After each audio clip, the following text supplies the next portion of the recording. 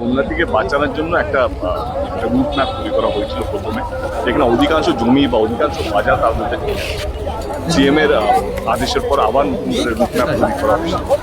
এবং এটা তো সত্যি, এই ঘাটাল মাস্টার করতে গেলে অনেকগুলো জমি লাগবে। এইটাকে সফল করার জন্য আমার মনে হয় কি সহযোগিতা লাগবে ঘাটালের মানুষের সহযোগিতা, ঘাটাল লোকসভা কেন্দ্রের মানুষের। ঘাটাল মাস্টার প্ল্যানটা শুধু ঘাটাল ওরিয়েন্টেড না, প্লাস প্রো হচ্ছে, কেশ প্রো পাচ্ছে। তো আমার মনে হয় ঘাটালের মানুষের, ঘাটাল লোকসভা কেন্দ্রের মানুষের একটু সহযোগিতা, যেহেতু বন্যার সময় বৃষ্টি চলে, তার জন্য ঘাটাল মাস্টার প্ল্যান তাড়াহুড়ো করে কাজ হচ্ছে। দেখো এখন এই নদীগুলো তো এইটা তো আমার মনে হয় কি ইরিগেশন ডিপার্টমেন্ট করতে পারে। অ্যাজ এ সাংসদ আমি যা ইচ্ছা নম্বর আমি জাস্ট সিলেকশন আসছে বলে যা ইচ্ছা নম্বর বলতে চাই না। আমার মনে হয় ইরিগেশন ডিপার্টমেন্টের সঙ্গে মিটিং হবে, যেহেতু কোড অফ কন্ডাক্ট লেগে গেছে। এখন আমি হয়তো ডাইরেক্টলি জিজ্ঞেস করতে পারবো না, বাট অনেকটা কাজ এগিয়েছে বা চোখে দেখা যাচ্ছে। দাদা, বিরোধীদের মেন হাতিয়ার তাদের ভোট প্রচারের এবারে ঘাটাল মাস্টার প্ল্যান। তারা কিভাবে প্রচার করছে না, ঘাটাল মাস্টার প্ল্যান ঠিকভাবে কাজ হচ্ছে না, এতে মাটি চুরি হচ্ছে, তারা এলে ঠিকভাবে করবে ডবল ইঞ্জিনের সরকার হলে। অপরদিকে তাদের আর একটা ইস্যু ঘাটালে রেলপথ। এই দুটো বিষয় নিয়ে কি বলবো? বলার তো আমি অনেক কিছুই বলবো। যেই কাজটা আমরা 2024-এ শুরু করেছিলাম, আর যদি এক পয়সাও যদি বিজেপি যারা আছেন তারা যদি করতে পারতেন, আমি তাদের হয়ে সাপোর্ট করতাম। আমি 2014 থেকে ঘাটাল লোকসভা কেন্দ্রের সাংসদ। আমি 2014 থেকেই বলছি, এই মিদনাপুর পূর্ব পশ্চিম বড় নেতা আছে এখানকার এমএলএও আমাদের মানে বিজেপি, শীতল আমার ছোট ভাইয়ের অনেকবারই আলাদা।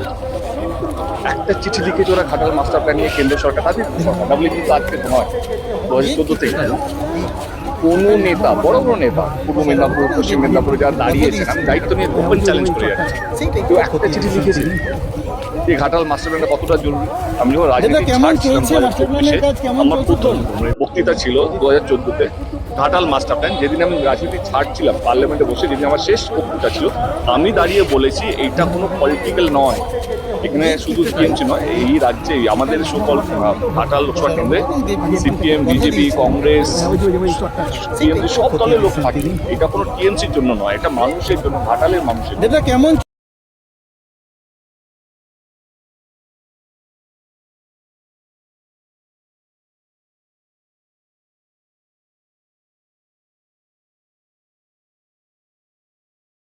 আমাদের সব থেকে মানে এখানে আশেপাশে দেখছি একটু খাবার একটু অসুবিধা হচ্ছিল, তো আমি দেখলাম কি এখানে একটা ছোট্ট একটা চায়ের দোকান করব। তারপরে চায়ের দোকান থেকে ভাবছি ছোট একটা ধাবা করে দিই। ছোট ধাবা থেকে দেখছি এবার একটু সাজিয়ে দিই। এই আস্তে আস্তে করতে করতে এইভাবে হয়ে যাবে, আমি নিজেও ভাবতে পারিনি।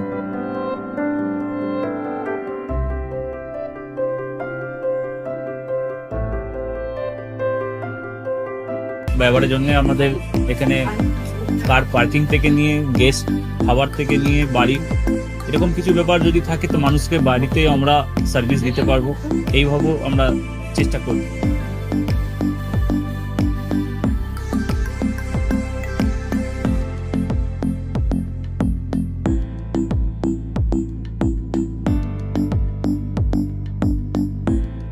একদম সাধারণ, বাইরে থেকে অনেক চিপ বেস্ট মধ্যে খাওয়াটা, কোয়ালিটিটা সবসময় পাবেন।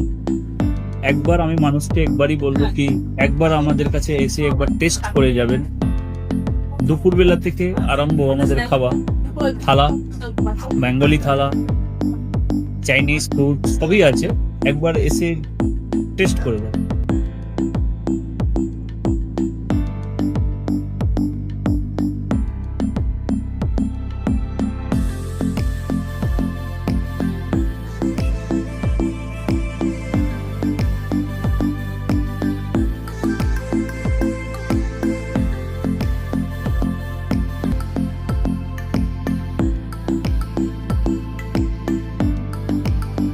আপনার চ্যানেলের মাধ্যমে বলি একবার আসুন কেশরী ধাবাতে, দেখে নিন। আমার নাম রঞ্জন কেশরী।